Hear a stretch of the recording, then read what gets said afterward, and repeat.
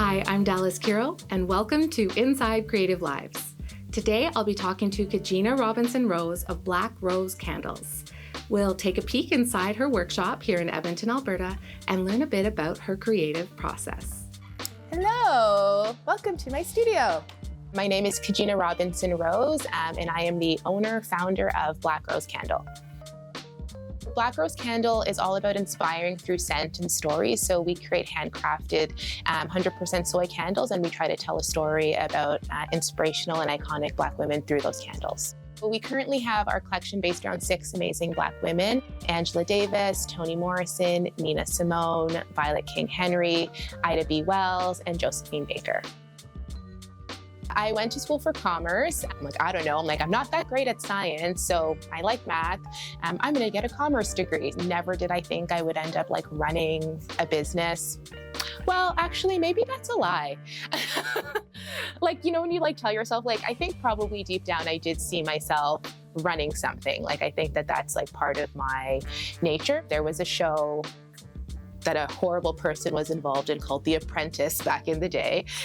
And my university had an apprentice. And so it was really you would have a business case every week and you'd present to a panel of businesses in the area. And then they would pick an apprentice, and that was you would get an internship. And so that was kind of how my internship came to be, because our team won the competition. The agency that I worked at had a lot of really successful women, and it was really, really cool to work closely with these women in these leadership positions, because it really wasn't something that I had seen before. It was my first job, so you think it's maybe going to be male dominated, but it was really cool to see young women just kind of carving out their space. And I'm like, oh, they can do it, maybe I could do it. So these are our oils. So all of our candles, of course, have blends of 4 to 5 different fragrance oils that we use, except for Toni. Toni is seven different oils that we use to create that candle. And so essentially we have, liters and liters and liters of oils. We kind of go through a process where we mix them all to create a fragrance blend. And so these are little cards of what is made in each of our candles. And then we've got our huge box of oil testers. So we're always constantly just thinking and smelling. I typically gravitate towards citrus scents for sure. And I think my second would be spicy. I personally stay away from florals, but I know people love those. And no gourmands, ever. Never. When I think about myself as a kid and think about creativity, it's something that doesn't always connect. I don't know that I considered myself to be a particularly creative child. I love to play. I love to play sports. I spent a lot of time just messing around on an old computer. That was a lot of my play, playing on paint. I was very crafty as a child. Don't think my crafts were amazing, but I always loved exploring and trying to create things. We try to create fragrances that we love to smell, that smell like something you've never smelled before, but are also still, connected to best practices in creating fragrance. So we use this fragrance wheel, which effectively kind of talks through the different scent notes and then helps you understand what scents are complementary, what scents work really well together, what scents don't work well together. Typically, we'll start with a scent that we know we want to work with. So our most recent candle, we really wanted to use something that incorporated cannabis. And so we started there, and then we built on what we thought smelled good, but then we always sort of come back to the fragrance wheel to really make sure that it is actually something that works well. Nobody really in my family is particularly creative. So both of my parents are immigrants from the Caribbean. When you're an immigrant, you're not being creative. You are here to get a job and to provide for your family and really live the immigrant dream. But my mom always had art in the house, always had a lot of Black art. My mom, growing up in Toronto, she faced a lot of discrimination. And so she really owned her Blackness and really helped me feel that way, even though as a kid I never really felt proud to be Black. But it was like the messaging that my mom would always tell me. So like our first collection is called Black is Beautiful, and it's a saying, but my mom always used to say that to me. And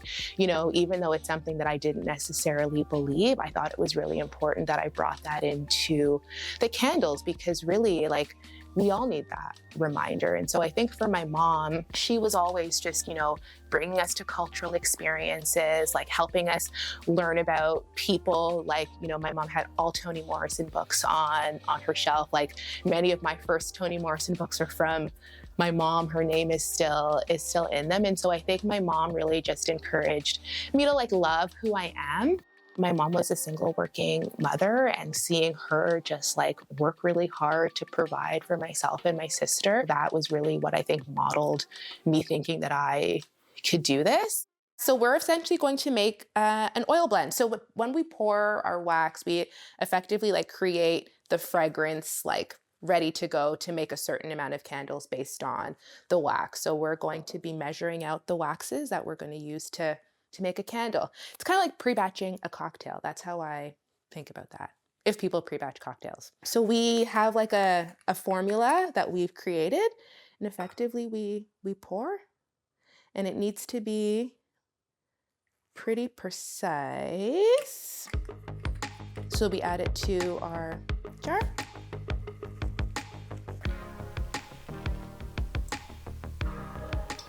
So these are the wax flakes, 100% soy. Pour this into the wax melter. There is really no typical day, but I would say on a candle making day, right now it's like holiday season, so we're pretty busy, myself and my husband. We'll probably, if it was a weekend, wake up at like 9 a.m., turn on the wax melter. Our industrial wax melter sometimes can take like, 2 hours for like the wax to fully melt. So once the wax is at temp, we add it to our mixing jar, and we pour the fragrance oil in to our hot wax. And then we stir for 2 minutes, and that ensures that the oil and the wax like properly meld together. We'll probably make candles, do like a 2-hour chunk, pour a bunch, then we'll let those cure, and then I'll typically get to the business side of things. So whether that's creating content or like reaching out to stores or just reaching out to other folks we are exploring partnerships with. And then we try to find time for like just product development as well. We have our little scent sticks, I guess we could call them. And effectively we dip them into each of our fragrances, let them dry, and then we waft it and see how it works. So we have some that have already been like labeled. I wonder if we could still, some of them actually still do smell. But effectively, yeah, so here's 3 examples. This is like a rosemary, tuberose, and a musk. We would just like waft it and see how it smelled. And then once we kind of let that cure in a scent, we actually do burn them and see how it actually smells with the hot throw. And oftentimes it doesn't smell as good as we thought. And we continue and iterate on that process, dialing back certain things, adding more, just depending on how it throws. We try to have our hot throw and our cold throw as consistent as possible. There's nothing worse than smelling a candle cold and then burning it and it smells completely different. I had no idea how to make candles, bought a bunch of stuff, started messing around with it, and like was like, oh, I think I need help. And so, as supportive partners do, he's like, all right, I will help you, and we learned together.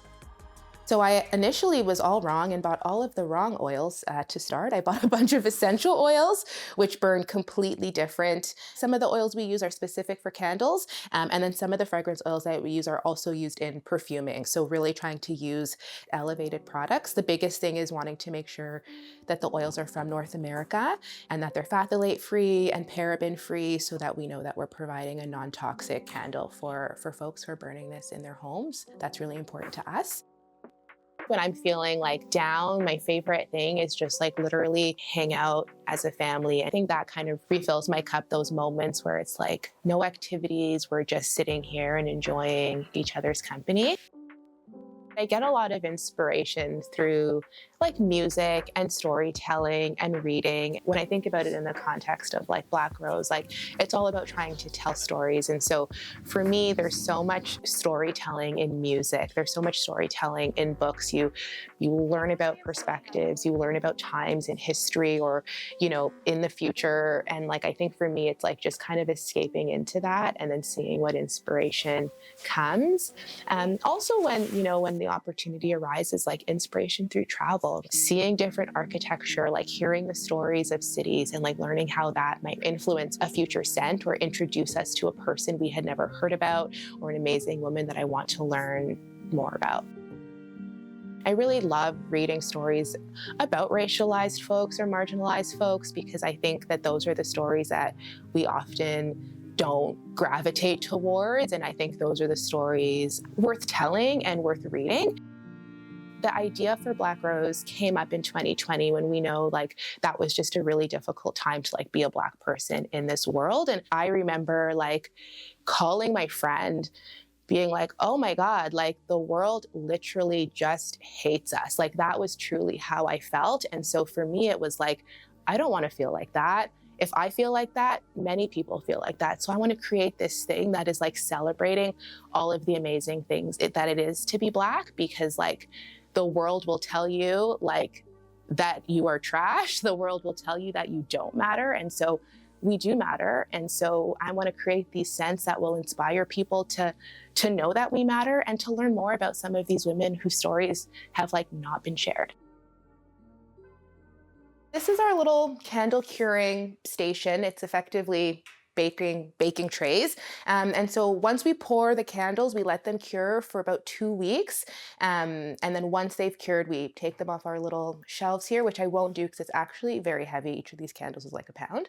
I'm not going to break them. And then we trim our wicks and then we package them. We'll also keep them curing here before our second pour. So like we can see the Idas here. They all need a second pour, but these Josephines have had their pour. So the next step here would be bringing them to our little workbench, trimming our wicks, and then packaging them, and then they make it to our final shelf for selling. Once we've made the candles, cured the candles, we package them and we keep them here to keep a visual inventory. So we have 6 scents and we've organized it. So we've got like each of our little shelf areas is one of our scents. So we can see we need to obviously make some more Tonys, which is a whole thing because we are recreating Tony again for the third time. This is like our fan favorite scent. Initially, Tony had a fragrance blend as a part of one of the fragrances, and then that was discontinued from our supplier. So we effectively needed to recreate that fragrance blend, which took like 4 or 5 different oils to create the one oil to add to Tony. And then one of the oils in that fragrance blend has now been discontinued. So we are looking to find a new cedar that smells similar to the original cedar that works with the other fragrances in the blend to create Tony. Tony is causing us some grief, but that's it, right? Because we create all of the scents ourselves, like we are at the mercy of our suppliers, and sometimes we need to pivot. We never thought we would, but this will be the 3rd time. For me, like I grew up always volunteering. My mom was always like, we're going to go to the food bank or we're going to like go to the shelter on Thanksgiving or Christmas. So being like rooted in community was something that's just always very important to me. I, recognize that I do have, I've had opportunities that other folks haven't. And so like having community as part of my work was always very, very important. And so when I came up with the idea for Black Rose, it was really important that it did have like a community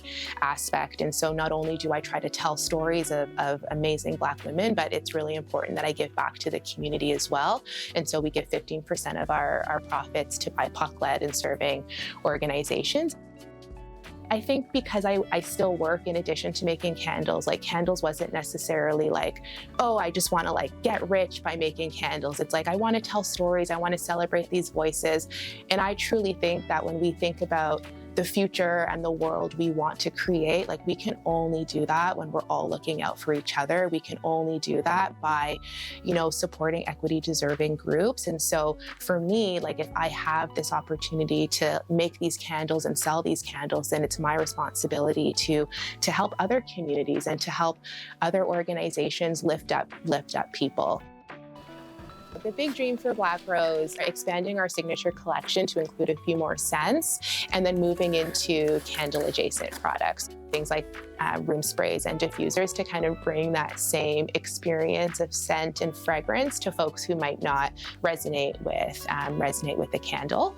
And then from just like a brand perspective, like really trying to find more opportunities to tell stories. So not just focused on the women we've named our candles after, but to really profile and highlight other amazing creators who are doing really cool things and telling their stories as well, and really focusing that on like BIPOC creators and makers, and really using the small platform and small community that we've created to celebrate and uplift other amazing folks in the community.